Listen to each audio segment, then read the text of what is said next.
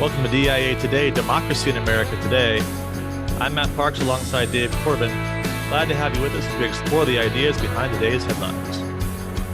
My left eye sees pollution. Those dirty fuels are burning.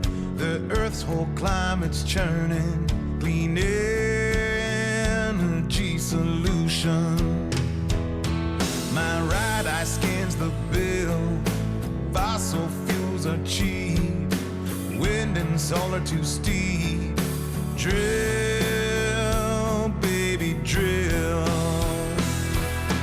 Predefined, misaligned, polarized division. Shuttered mind, worse than blind. 2020 vision. It's great new music, Dave, huh? You love that song by Fred Lancia? Good tune. It reminds me of some of the country stuff that I'm working on right now before I head to Nashville. Well, when I have a cold, I can do it that much better, which I think I'm developing here because of my irresponsible governor who won't get out of the way. Something's happening to my system right now. So, not good. Yeah, I always joke with my students that whenever I have one of those colds, that my Johnny Cash cover band is going back into action. So yeah, that's good. It's good. No, but if I had a voice like Fred's, I have to admit I wouldn't be messing around with podcasts. I would be there next to Joe Castiglione calling Red Sox games. All right. Maybe there won't be a season 4. Who knows?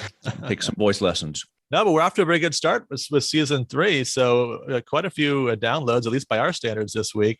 So I guess my read on that is less content, less frequently is what the listeners want. So the plan going forward, I think we decided, Dave, is a 10-minute episode every 6 months. And that should keep everybody happy.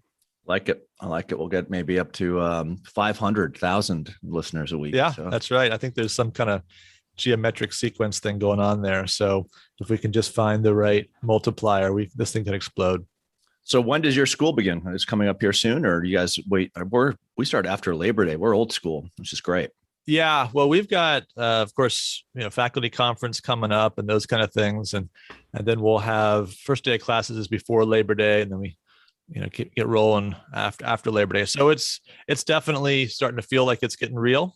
So people will start to work about 3 or 4 weeks from now. I mean, and then that's after you're in service, correct? Because you're in charge now, so you can kind of make that in service like 2 hours, 20 minutes, or something like that. You're not gonna keep people for 2 days, are you? You're the boss man. You're the boss man. That's right. I know. If only it was that easy. Good. Well, we're going to shift our focus now to our required reading. And we're back. Book 1 of Aristotle's Politics, chapter 3, short chapter, and really a chapter that kind of introduces themes for the next several sections of the work. So we're going to talk about that a little bit, but then also give some broader context, do a little more application. Last week, it was more summary of what Aristotle was saying and kind of introduction to the politics as a whole. This week, we're going to try to do more of a dive into some of the ways that the issues Aristotle is taking up connect to our contemporary debates and even the events of the last week. So, Dave, I know you want to start out with a little bit of review. So why don't you take it away and help us think a little more about the 4 causes of Aristotle that you introduced last week. Yeah, so I think that's important to keep in mind this method that he uses or employs to understand the nature of a thing. Everything, as I mentioned last week, has a primary cause. And I don't think I gave an example, but let's just use the example right at hand, which is the human being. Human beings are brought into being given reproduction. So we know, right, that the union of a male and a female produces, in some cases, a child. So the human being's primary cause is the union of male and female. That human being also has a material essence. We human beings have material needs. A child born into the world needs milk to survive, needs food thereafter. Also has other material needs, shelter, warmth, etc. So there is a material element to who we are as human beings. But we are not simply material creatures. We also have a definition to us that is provided by the form of a human being. A human is different than a cow. Well, why? A cow does not possess logos or thought or speech, whereas a human does. Do cows make sounds? Do they say moo? Yes, they do. But moo is not a judgment on whether the grass tastes good or whether the grass is greener on the other side of the field. Human beings make judgments. They use their logos, thought, or speech, and this is distinctive to the human being. This form is distinctive to the human type. And finally, a human being, nature is defined by their purpose. What is the end of the human being? The end of the individual human being is happiness. And as you mentioned last week, the end of human beings coming together in common enterprises is justice, or the best way of life, the best regime way of life. So it's important to remember that every single thing like a human being has a nature, and there are four aspects to our nature.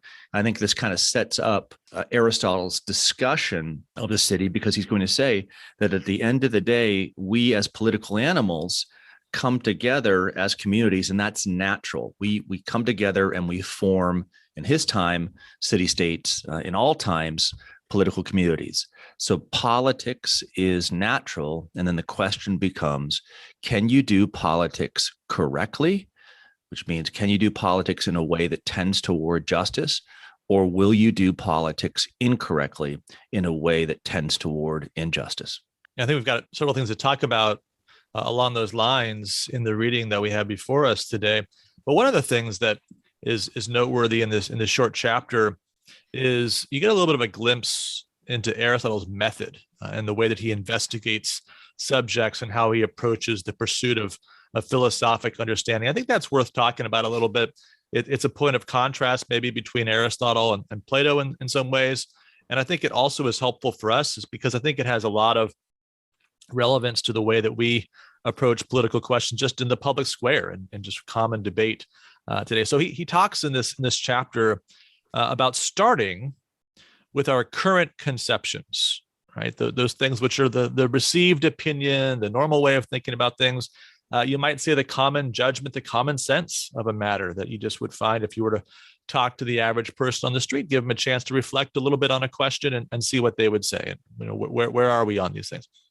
But he doesn't stop there, right? So he's not a pollster.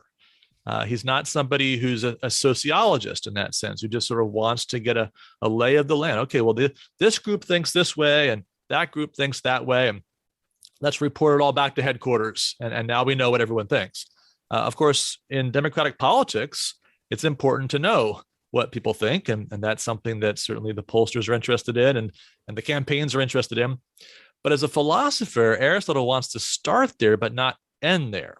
And so he talks about acquiring something in the way of knowledge, which I like the phrasing there. There's a certain kind of modesty there.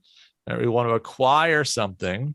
So we're going to have to pay for it, right? There's some work that's going to be required. You have to pay for your knowledge. And it's not a cash payment, right? It's effort. It's an intellectual effort. It's a willingness to look closely at a matter and think about it carefully, to use that logos, to use that reasoning capacity and apply it to the problem that's before you. We want to acquire something in the way of knowledge, right? So we're going to start with the current conceptions and try to move toward knowledge. And of course, that knowledge, if we've done this properly, should be superior to the current conceptions. It might build upon them. It might be similar to them.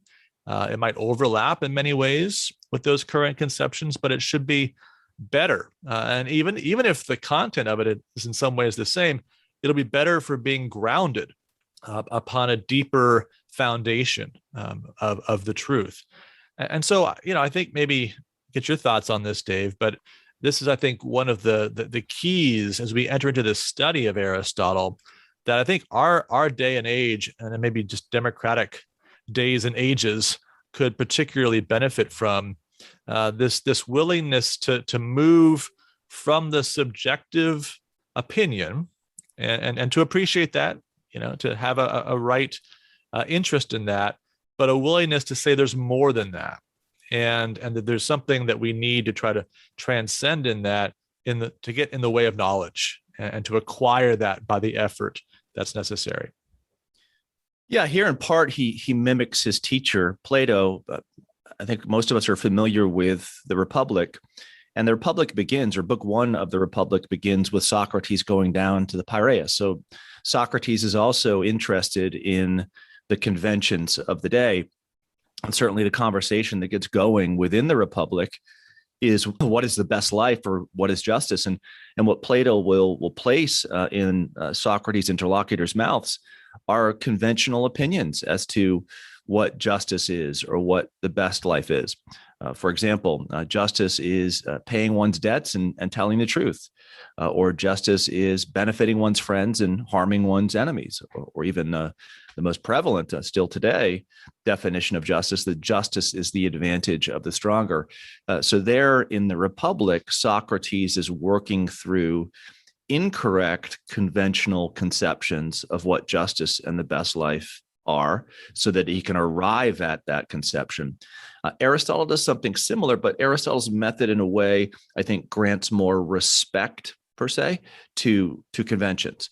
He's going to build off of those conventions, right, to something more philosophically accurate, more correct, more right, and he's going to give I think, an explanation as to why human beings adopt the conventions that they do, why human beings think about politics the way they do, why human beings think about household management the way they do. So in kind of explaining things from the ground up and giving credence in part to those things, I think in a way he's kinder and gentler with convention than his counterpart Plato.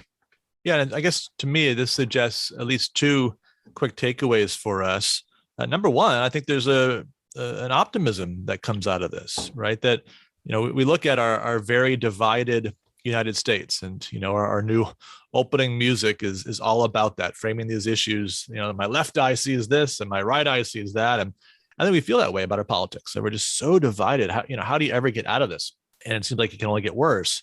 But I think what Aristotle is suggesting, there actually is a possibility of making some progress and, taking those conventional views and learning from them, and then developing a deeper understanding based on that. And so, not a perfect meeting of the minds, of course, we're not anticipating that, but that there actually could be some progress toward a greater measure of consensus. But the caveat on that, as I've tried to introduce already, is that it depends upon a willingness to engage these questions reasonably and especially humbly. And that's something that's in short supply. And this is the thing that, if we're going to make progress, people are going to have to begin to model in their own political engagements, whether that's online or in conversation or whatever, to be able to have that humility that grants to the other person at least something of a respectful hearing as a starting point for moving forward toward a greater understanding in the way of knowledge. Yeah, and here I think the Harvard professor of political philosophy, Harvey Mansfield, is helpful because, what he tells us in a variety of his different essays and works is that politics, he'll write, means taking sides. Politics is inherently partisan. The question is, do you take sides well, or do you take sides in a way that leads to an animus and leads to war? He writes in this great introduction to what politics and political philosophy is, a quote, "A partisan difference is in part not simply a clash of values with each side blind to the other and with no way to decide between them. A competent judge could ask both sides why they omit what they do, and he could supply reasons even if the parties could not. Such a judge who does this is on the way toward political philosophy." So the Aristotelian method means acting as a competent judge and judging why people have the opinions, why people have the takes on justice or life that they do, and then trying, as he says here, to supply reasons, even if those partisans themselves are unable to do that. And I think that's what I think you rightly said, that Aristotle's method is optimistic because it encourages the political philosopher, it encourages the teacher of political philosophy to come alongside the partisan and to try to make the partisan better. So the first big question that Aristotle is trying to apply this method to is the question of how rule ought to work. And again, he begins with these current conceptions, and he sees different models of rule out there. He sees the relationship between master and slave, and husband and wife, and parent and child, and kings and their peoples. And these are all seemingly different kinds of rule and relationships between the ruler and the ruled. And so the question he takes up, without initially evaluating any of these, is what is the proper form of political rule? Is it one of these? We take something we do in the household and we just sort of writ large. Now we do this for the city. Is it a mixture of these in some way? Is it different in kind? So this is the first question he takes up. And one of the ways that he begins to work through this is by asking a very fundamental question that we're going to see will eventually be the defining question for his division of different forms of government. Namely, does a person rule on behalf of the ruled, or do they rule on their own behalf? Is the good of the ruled the essential aspect of their rule, and their own good an accidental byproduct of that? Or is their good the essential, and maybe the good of the people that are ruled some accidental byproduct, you hope, results by feathering the nest of the people with political power? So of course, he's going to answer that question by saying that the true forms of rule are where you rule with the common good or the common interest in mind, not simply your self-interest. So politics can be the art of trying to use men as means toward your end, or using yourself as a means toward their end, which is the good. Yeah, I think this is one of the places where we see a great overlap between Aristotle and the insights of the American founding generation. So if you go through, for example, the Federalist Papers, one of the key themes of the Federalist is the need to link the interest of political leaders with their duty. Their duty is toward justice and the common good. That's plainly stated in a number of places. Their interest, of course, is to seek their own personal good. And so recognizing the weakness of human nature and the tendency for us to prefer our interest to our duty, defined in those ways, then the job of the Constitution, as it's described in the Federalist Papers, is to make those two things overlap, to create rules and contexts where the interest of the political leader is in performing their duty. And so the best way to gain and retain political power, the best way to make a lasting name for yourself under the Constitution, we hope, will be by serving the common good, by doing justice to the American people, so that you get something good for you alongside the care of the people that ultimately achieves the common good. That's the goal, right? And I think, as we examine politics week by week, of course, we find instances where we're falling far short of that, where we see this human tendency to prefer one's political interest or even more crass interests to the good. And so we're constantly looking for ways to reconnect interest and duty in our political leaders. Yeah, I like the fact that you brought up the example of the authors of the Federalist, because Federalist 1 begins with just that, with Alexander Hamilton writing that we can use reflection to help you make a better choice. We as leaders have an argument to make, leaders of the argument for the Constitution in this case, have an argument to make, and then you're going to be able to make a choice. And there are some in our ranks who want a new federal constitution, who want that for their own interests. There are some who don't want a new federal constitution because they believe that it will counter the common good. So Hamilton here is very honest that yes, interest can and sometimes align with what is right, but what's essential, right, is that we don't make our personal differences the matter of politics. We kind of make the common good, and whether or not we're reflecting upon it correctly and relating those reflections to others correctly, the purpose of politics. And it shows that this still can be done. A lot of modern politics, a lot of politics after Machiavelli simply assume that there is no such thing as a leader having a duty towards the common good, that all leaders lead for their own interests, and all people are led likewise for their own interests as well, that all politics is simply based upon interest. So Aristotle is refreshing in that he talks about, yes, interest does play a part in politics, but the common good can play a part as well.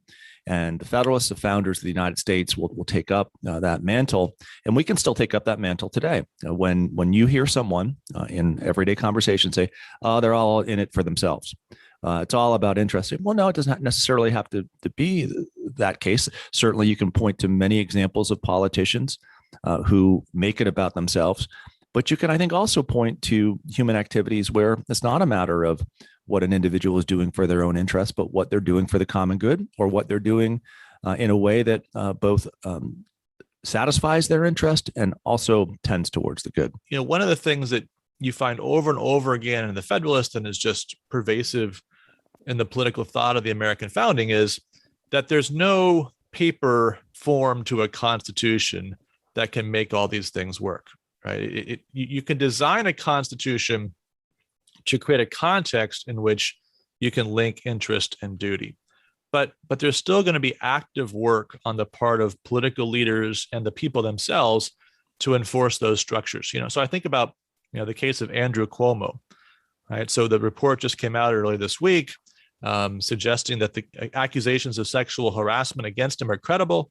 You know, the pattern that's being described there is just the kind of abuse of power that we talk about, right? Where an individual is using a position of power for the purpose, in this case, of their own just base pleasure. There's not really even a political angle here to this in any obvious way. But there is a political angle in the accountability. And so what's happened? Well, when these accusations first came out, there were a number of people across parties that were calling for him to resign. And he didn't resign. And now there's been a further call for him to resign. Even President Biden weighed in on that and said he thought he should resign yesterday. But so far, he hasn't resigned. And then there's an impeachment process. And that could easily be a mechanism for removing him from his position. Investigate these allegations and other allegations surrounding his work as governor. And so then the question becomes, with the mechanisms that are available, right, the constitutional structures that are in place, will partisanship, in essence, trump that? Are there people willing to go against their partisan and personal interests for the sake of that? Or is this just going to play out as one more instance where we see everybody kind of calculating based upon their own personal and partisan gain? Well, I think the even more obvious example on this front would be what's taking place with COVID right now. You really get the sense when you watch the news and you watch things evolve that there's going to be a party line on COVID, regardless of what we discover from month to month. So you think about most recently the states like Texas, where I live, and Florida being singled out by the Biden administration, even though Texas is right there in the middle in terms of cases and deaths, and New York State is the top of deaths. But no one's talking about Cuomo's mishandling of COVID. No one's talking about, if you're a blue state politician, right, you're not talking about blue state choices that have made COVID worse. You're going to try to find that example of where the red state politician has messed something up, or even you don't even have to find something. You just say it, and hopefully it'll be true and it'll stick. And yet, what's lost in that is a thinking through of what might work, what doesn't work, how we might handle how things are beyond our control with regard to moving from one variant to the next, trying to keep hospitalizations down or deaths down, et cetera. There's no well-meant desire to understand the nature of COVID and the nature of our ability to deal with it in a responsible way. So it becomes a conversation about political antagonism rather than a conversation that involves statesmanship and applying prudence to a matter. So it's interesting if you've followed with this train of thought for today's show, going back to trying to understand the nature of a thing. What's the nature of a household will be the next question that Aristotle tries to resolve. Is the nature of a household simply a means, a place where the unit gets goods, acquires wealth, simply for the desire to maintain one's material well-being, or does the household exist for another purpose? And this question that he'll ask about the household will likewise become a question that he'll ask about the city-state. Is the city-state, does it come into being simply to acquire things? Or does it come into being to try to encourage human flourishing among its members? And what we're going to see in all of these conversations, Matt, is that if you think of people, if you think of those who you work with, those who you live with, as simply a means to your end, if you just want to master them or use them as instruments, then you're going to get one way of life. But if you think of those who are around you as your partners in this great affair, which is the human enterprise, and you ask yourself, how well or how better can I work in this partnership, then you're going to usually come up with a much happier ending. You won't be able to predict all those things that come up in life, but if you have the right character, the right orientation towards others, then politics usually has a more flourishing end. All right, so we'll look forward to that conversation picking up next week. So we're going to close the show with the Gradebook again. Don't worry, Crystal Ball coming back next week is the plan. We're going to do some NFL season previews for a few weeks. But this week, we're going to look at some events of the last 2 weeks where both the baseball trading deadline came and went, and now NBA free agency has opened up. So talk about some of the big moves, the big deals, and get your grade, Dave, on some of those items. Probably the big headline from the baseball trading deadline was the Washington Nationals fire sale. And this is a World Series champion just a couple of years ago. And in a couple of days last week, they traded away their number one starting pitcher, another starting pitcher, their closer, one of their setup men, massive number of people that were going out, and 12 prospects coming in, 10 of whom are now ranked among their top 30 prospects, including the top 2 and 6 of the top 16. So if you had to grade the Nationals business last week, what grade would you give it, Dave? I think I'd give it an A, just because so many teams today follow that model where they have a window for a couple of years, and then that window goes away for part of a cycle, 5 or 6 years. And then you're always maybe every decade trying to have those 1 or 2 opportunities to win the World Series. I think the first team that did this well, the Florida Marlins, where they really had nothing and they built up these great teams, sold off the great teams only to build them up again. So in a way, if you can win 2 championships, 1 or 2 championships every decade, you're really doing well in any of these leagues. But it's not an A plus for this reason. The team or the method that would be an A plus is really the greatest franchise in all of sports history, the New England Patriots, who are always able, other than kind of last year, to be in it until the end. So it's probably the best possible method given the nature of sports. And I think the Nationals did it well last week. Yeah, so I probably gave it a little bit lower grade. They did get a good haul of prospects. There's no question about that. And, you get the Dodgers' top 2 prospects coming back, especially in the Trey Turner, Max Scherzer trade. That's good. But, most of them were 23, 24, 25 years old. And so, they didn't get any 19-year-old future Vlad Guerrero Juniors probably. And so, if there's not a superstar in this group, then, they may be a good team a few years from now, but I wonder if they've really secured for themselves another championship window. Okay, now NBA free agency is just getting underway, but as always, most of the interesting deals happen within like 3 hours of it opening up. I guess NFL is kind of the same way. We were noting that last year when the Patriots signed, what was it, 33 players in 15 minutes, something like that. But we've got a couple big signings. Just briefly get your thoughts on here, Dave. So Atlanta Hawks signed Trae Young, 5-year extension, $207 million. There's no salaries like NBA salaries if you're a top player. What do you think of that deal? I don't like it. Because I don't think Young plays defense. I don't think at the end of the day, what he's adding to the Hawks is worth 1/3 of their payroll.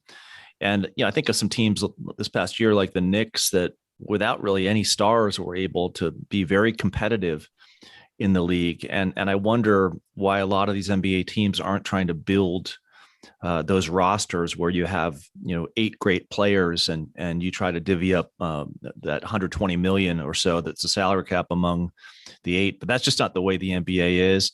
I guess if it's a player who is kind of once in a generation, like Giannis, yes, I'd pay him 40 million. I just don't think Trae Young is that player, so I'd give this a C-. Okay, yeah, I think I'm probably going to give it a little higher grade. I'd say more like a C+. But it does seem like there's some maybe recency bias here. That the Hawks made a great run in the playoffs and Trae Young was great during that.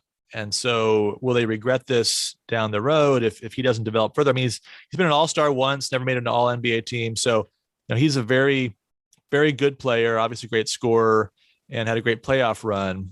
But if he's not going to be a lockdown defender, is that going to be repeated in the years to come? The other big signing was Chris Paul, 36-year-old Chris Paul, opting out of a $44.2 million contract for next year with Phoenix Suns, and then immediately re-upping for 4 years and $120 million. Great bit of business for him, I'd say. But what do you think about it from the Suns' perspective? Well, he's in great shape at the age of 36. I don't see any reason why he couldn't play 4 more years. Certainly, his background he has much longer history of just being an excellent player, and what he did with that Suns team was amazing. Just his leadership, on and off the court. And okay, he's making $30 million, so it's 1/4 of the salary cap in Phoenix. But in that sense, I think he's much more worth that $30 million than Young is worth $40 million, given what Paul means to that franchise. So I'd probably be more likely to give this a B+, not ecstatic over the fact that one player or 2 players are making such a great percentage of your overall wealth. But in this case, it's probably more prudent.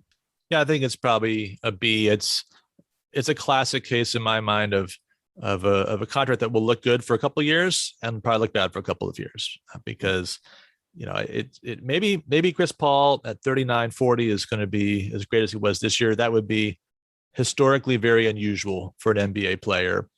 And of course, again, a great run by the Phoenix Suns. And so there's all kind of reason to want to bring the team back and reload and go after it again. And maybe they can do that. Maybe they can have another great playoff run. But it may be if that doesn't happen and their second round exit next year, first round exit the year after, you might be sorry you've got $30 million tied down in years 3 and 4 for Chris Paul. All right, that's going to wrap it up for today. Thank you, as always, for joining us. We'll be back, Lord willing, next week. In the meantime, feel free to reach out to us at democracyinamericatoday@gmail.com, and certainly encourage you to subscribe and review the podcast on your favorite podcast platform. We'll talk to you soon. Take care.